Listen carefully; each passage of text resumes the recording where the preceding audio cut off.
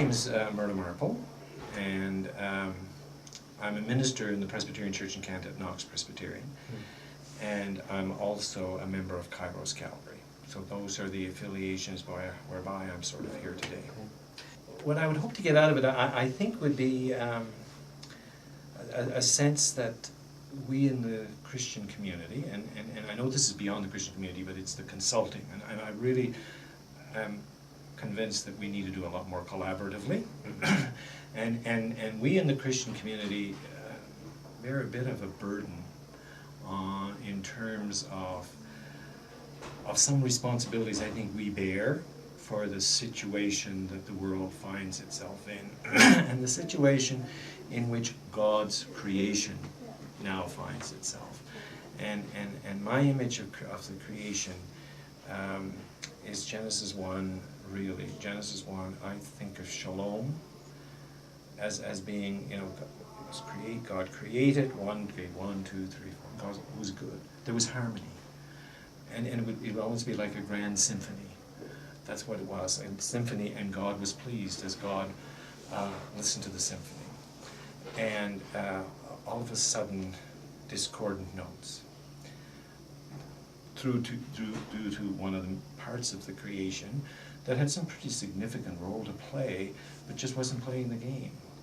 And that's the human race. And the call for us to try and find that harmony again.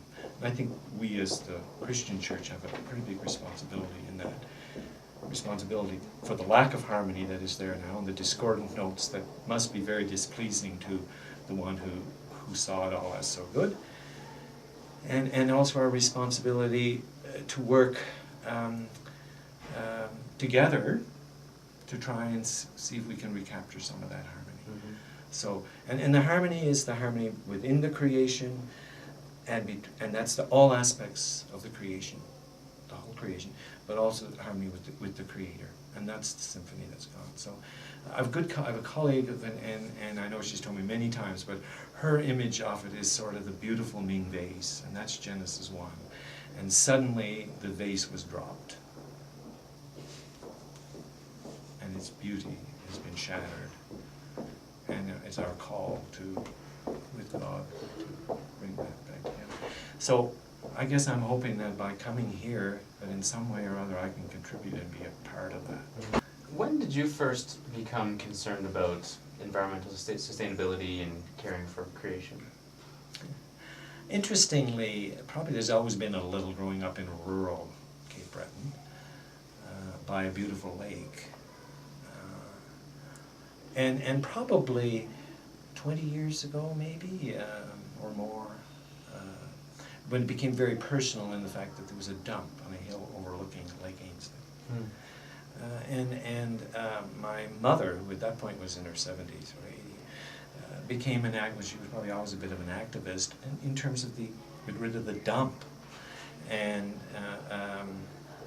it's really poignant this last month, because guess what? Well, we don't know why, but Lake Ainslie is now full of green algae, and the environmental people can't say yet what it is, and it may be nothing, but there's a big dump, and my mother used to call it the Magic Hill, because everybody in the environment department and everybody said, we can dump all that stuff in there, and it's right there. The lake's here and the hill's there, and it's never going to affect the lake.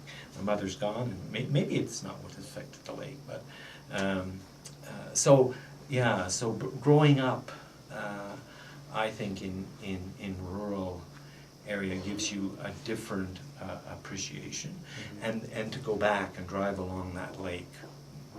I was gone for a while before I suddenly realized what it did when I turned down at Waikagama and suddenly got and saw the vista of that lake.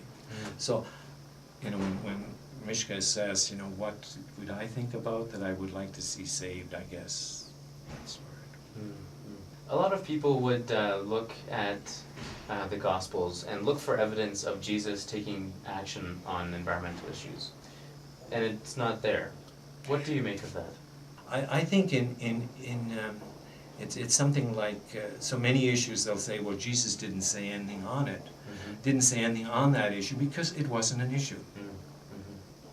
If it had been an issue, we can't know what he'd say, but we can conjecture what Jesus might say when we look at the overall Old Testament covenant community out of which he grew, the Hebrew community, and look at the life he lived, and the imagery that he used, which was pretty strong in the area of nature.